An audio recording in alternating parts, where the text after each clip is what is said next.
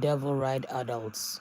When adults are supposed to be there to protect children. When adults supposed to know better. When adults know that they should take a break, calm down before they discipline a child or hurt a child. Oh no. A child is fighting for his life with a gruesome abuse. Don't hear it from me. Let's get into these two animals, how they do up the child.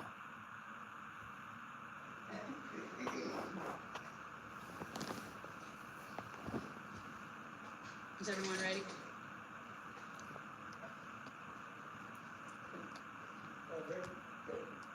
Hold on, Michaela's figuring her stuff out. Yeah, okay. I'm Chief Sarah Corsi. Thank you all for being here this afternoon. This type of brutal crime shakes the community. The events that took place this past Saturday are deeply disturbing and heartbreaking. The pain and suffering an innocent child endured at the hands of those he trusted and loved the most. Before I turn the podium over to our PIO, Detective Sullivan, I would be remiss if I didn't ask the community to find it in their heart to keep this child, his family, in their thoughts and prayers. Please keep our officers, the hospital staff, and the state attorneys in your hearts also. They're working tirelessly to see that justice is brought to this young child. Detective Sullivan? We're in Florida. Okay. Excuse me, that's the stool. Hello, my name's Detective Sullivan. Thank you guys for being here today. So let's get into this. On February 22nd at 10 p.m., we received a phone call from Advent Health Hospital staff that they received a 10-year-old male patient that contained evidence of physical abuse. Additionally, they were performing active CPR on the child and administering life-saving measures. We learned that the child was brought in through the front door of the emergency department after arriving by vehicle with the child's mother, Kimberly Mills, and a male now identified as Andre Walker. Per hospital staff, Andre left the hospital immediately. Once Kimberly learned that law enforcement was on the way, she immediately left the hospital, all while her 10-year-old son was receiving CPR. And just so you guys are aware, this is Andre Walker, and this is Kimberly Mills. Shortly after our units arrived at the hospital, Kimberly Mills returned with her other child. Once we obtained Kimberly's information, we obtained her address, which is within our city limits. Detectives began working immediately on obtaining a search warrant for the house.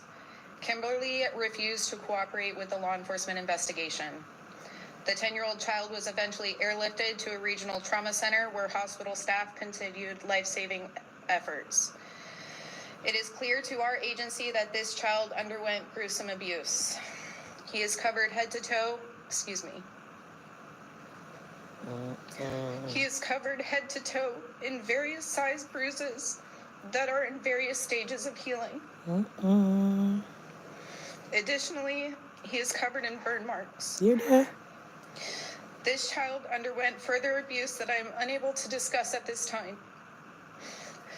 This 10-year-old little boy is fighting for his life.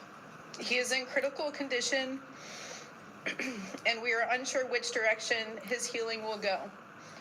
There is a high possibility that these charges could be enhanced depending on his outcome.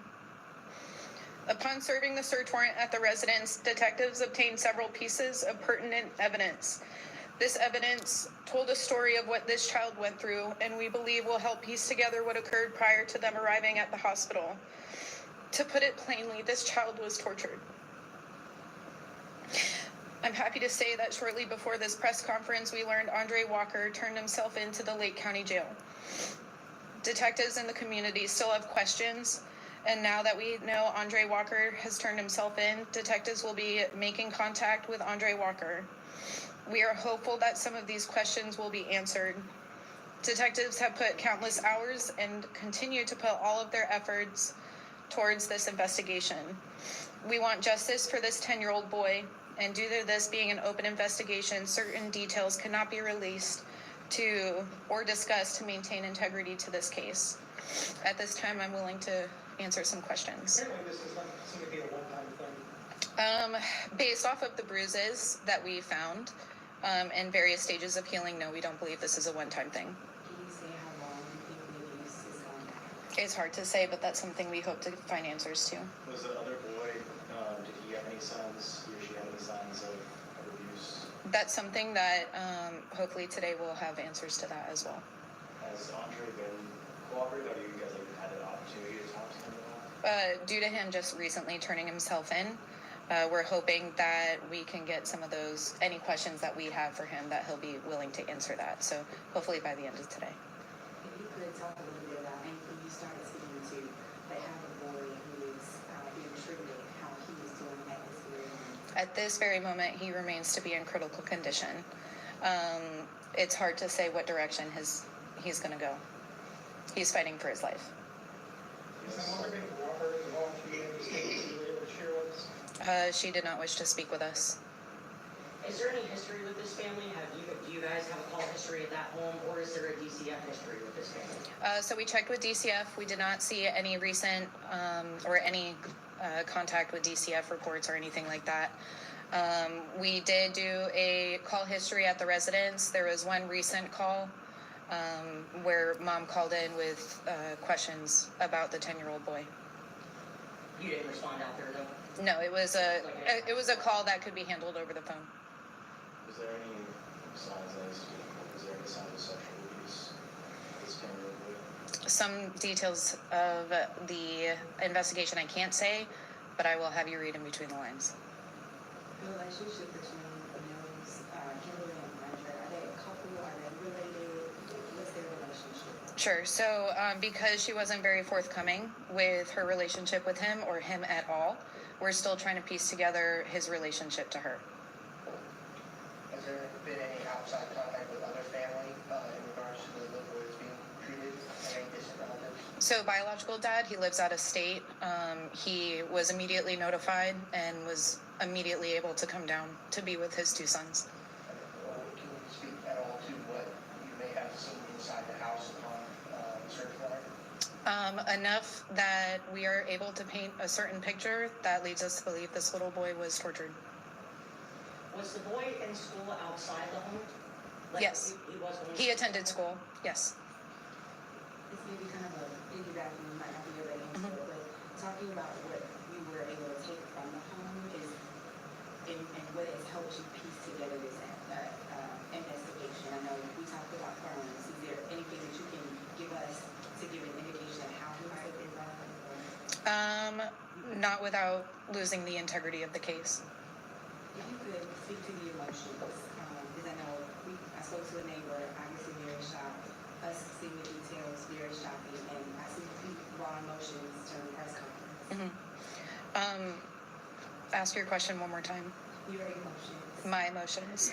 So, I'm, excuse me, I'm a mother. A lot of us are parents at this agency. So to hear and, based off of what we've seen, obviously this is heartbreaking. As parents, we protect our children. We'll protect anyone's child. So to learn that this child was supposed to be protected and wasn't, obviously is devastating and gut-wrenching. So personally, it's difficult, as you saw. I tried to keep my cool, I'm sorry. So. For the biological father, what was kind of his reaction? You said he was able to immediately come. What was his reaction, if you can speak to it at all? If you were to imagine your child undergoing something like this and what your reaction would be, was his reaction. And a very reasonable reaction from a parent that loved their child. Is he the father of the other child? Yes, yes. Was he married to Kimberly? I don't know. Could you imagine, people? Could you imagine tortured, so many bruises on the child, 10-year-old child? There's a lot of children that go through these kind of things. It will be mind-boggling for us to talk about it. Anyways, peace and love.